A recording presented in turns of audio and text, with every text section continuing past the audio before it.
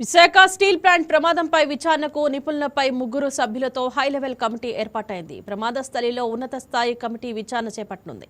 Visakha steel ప్లాంట్లో జరిగిన ఘోర ప్రమాదంలో 5 ఉద్యోగులతో పాటు 3 కార్మికులు మృత్యువాత పడ్డారు. మరో 6 తీవ్రంగా కాలిన గాయాలతో ఆసుపత్రిలో చికిత్స పొందుతున్నారు. వీరిలో 2 పరిస్థితి విషమంగా ఉంది.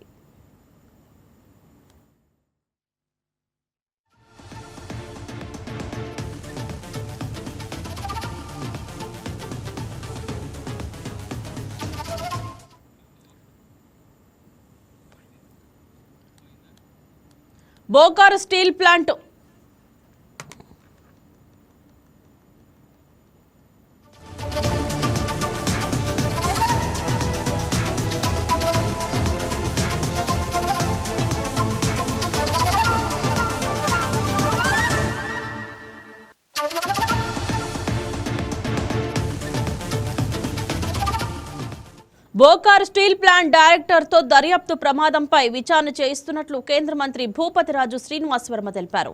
15 రోజుల్లో ప్రమాదంపై నివేదిక వస్తుందని ఆయన చెప్పారు. స్టీల్ ప్లాంట్ ఘటనా స్థలిని పరిశీలించిన కేంద్ర మంత్రి భూపతిరాజు స్టీల్ ప్లాంట్ ప్రమాదం బాధాకరమని అన్నారు. బాధిత కుటుంబాల భవిష్యత్తు బాధ్యత ప్లాంట్దేనని స్పష్టం చేశారు. కార్మికులు ఆందోళన చెందొద్దని, బాధితులను పూర్తిగా ఆదుకుంటామని భరోసా ఇచ్చారు. ప్రమాదంపై ఉన్నత స్థాయి విచారణకు ఆదేశించామని చెప్పారు. చనిపోయిన కుటుంబాలు ఉన్నాయో వారి యొక్క బాధ వర్ణనాతీతం అనేటువంటి విషయాన్ని కూడా మనందరూ కూడా గ్రహించాలి. తప్పనిసరిగా వారి కుటుంబాలకు అన్నిటికీ కూడా అందరికీ కూడా ఒక భరోసా ఇచ్చేటువంటి విషయంలో వారి కుటుంబం భవిష్యత్తు సంబంధించినటువంటి విషయాల్లో తప్పనిసరిగా యాజమాన్యం బాధ్యత తీసుకుంటుంది అనేటువంటి విషయాన్ని కూడా ఈ సందర్భంగా చెప్తున్నాను. ఇందాక మంత్రివర్యులు కుమారస్వామి గారు వచ్చి వెళ్ళడం జరిగింది. చనిపోయినటువంటి వ్యక్తుల్ని తిరిగి వారి కుటుంబానికి మనం అందజేయలేము అనేటువంటి విషయం మనందరికీ కూడా తెలుసు. ఒక పేడకల్ ఇది.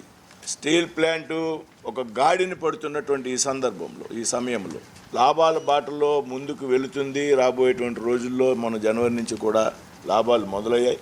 మరింత లాభాల పాట రాబోయేటువంటి రోజుల్లో దీన్ని తీసుకువెళ్ళాలి. మనందరికీ తెలుసు, ఆంధ్రప్రదేశ్ రాష్ట్ర యావత్ తెలుగు రాష్ట్ర ఆంధ్రప్రదేశే కాదు, ఉమ్మడి తెలుగు రాష్ట్ర ప్రజల సెంటిమెంటు.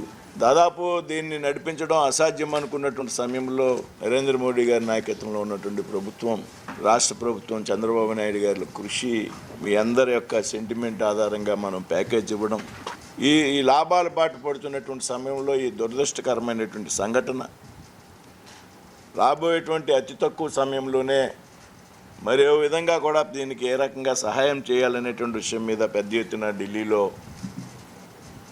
ప్రయత్నాలు జరుగుతున్నటువంటి సందర్భంలో